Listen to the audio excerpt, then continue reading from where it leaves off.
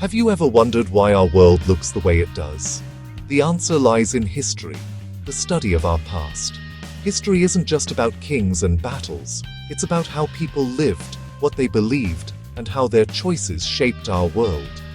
Think of history as detective work, piecing together clues to understand how we got here.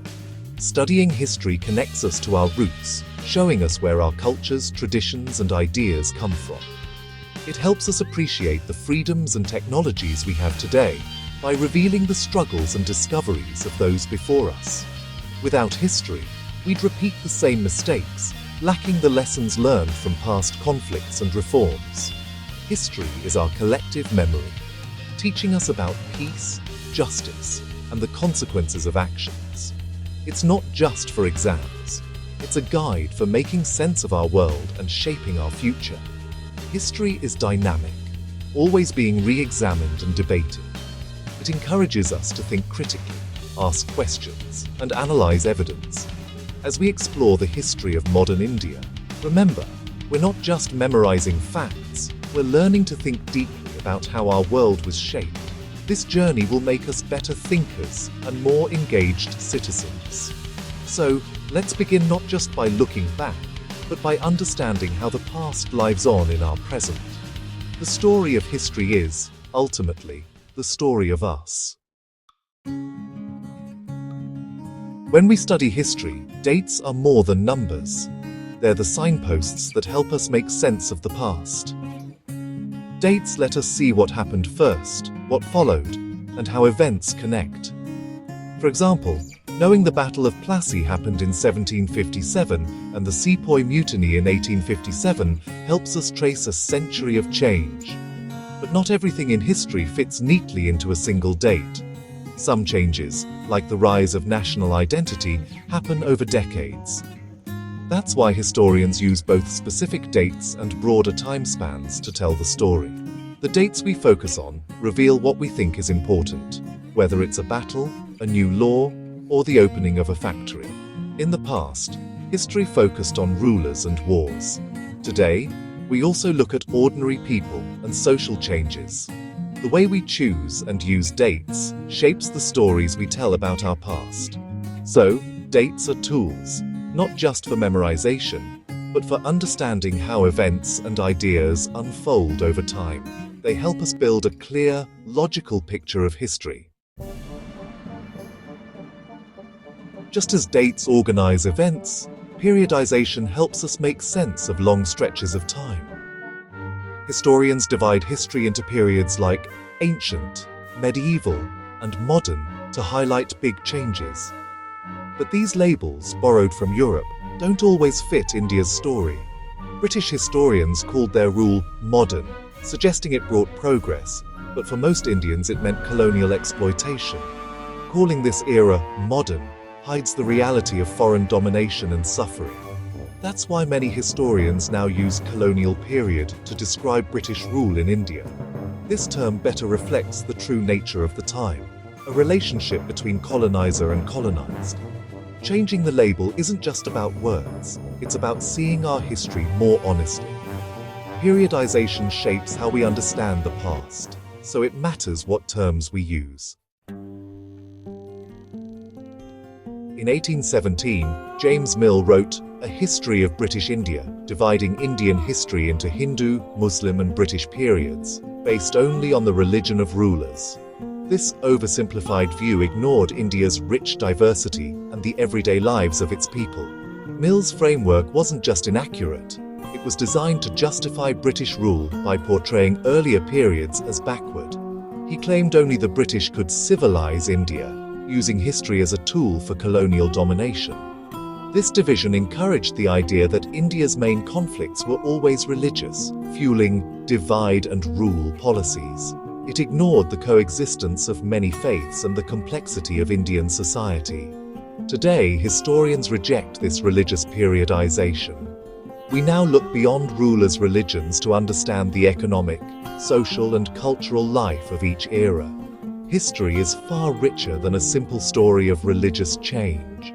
To truly understand India's past, we must move past these colonial labels. Only then can we appreciate the full tapestry of our history. How do we know what happened during the colonial period? One key source is the vast collection of official records left by the British. The British wrote down everything: plans, policies, reports, and preserved these documents in record rooms and archives. Institutions like the National Archives of India hold a treasure trove of government files, offering a window into colonial administration. These records reveal what the British thought was important, how they governed, and the debates behind their decisions.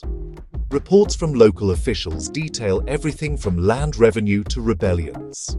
But remember, these documents reflect the rulers' perspectives and priorities. They often present the administration in a positive light, justifying their actions. While invaluable, official records tell only one side of the story, the view from the top. They rarely capture the experiences of ordinary Indians. To understand the full picture, we need to look beyond these official accounts. The British didn't just write reports, they measured, mapped, and counted everything.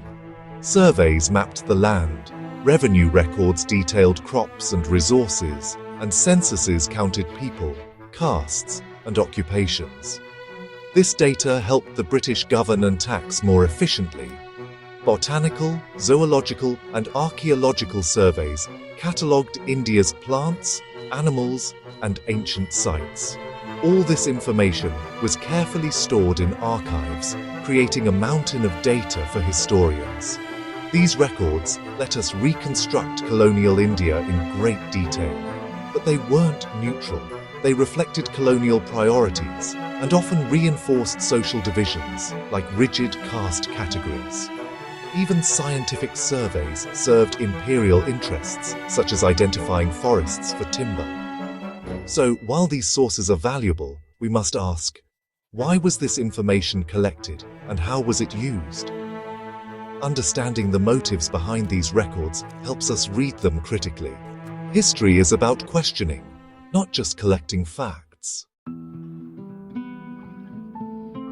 Official records give us the ruler's perspective, but what about the voices of ordinary people?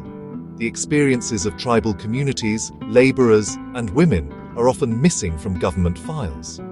To fill these gaps, historians turn to diaries, autobiographies, and travel accounts, sources that reveal personal stories and daily life.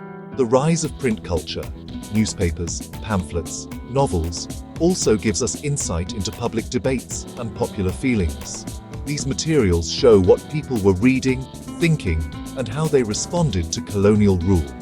By combining official records with personal and printed sources, historians build a fuller, more human picture of the past. History isn't about finding one true story. It's about weaving together many voices and perspectives. Only then can we understand how different people experience the same events. The task of the historian is to bring these diverse sources together. That's how we create a rich, complex understanding of history. Studying history isn't about memorizing facts. It's about asking questions and thinking critically. This chapter encourages you to challenge old ideas, like the British periodisation of Indian history, and seek a more accurate Indian-centric view. As you learn about freedom struggles and social reforms, you'll see that history is full of debates and different interpretations. Your job is to weigh evidence, consider multiple viewpoints, and form your own conclusions. This critical thinking is the most valuable skill history teaches. It makes the subject exciting and relevant, turning the past into a field of discovery. You'll learn to question simple explanations and look for deeper meanings. History is about understanding not just what happened, but how and why we know it.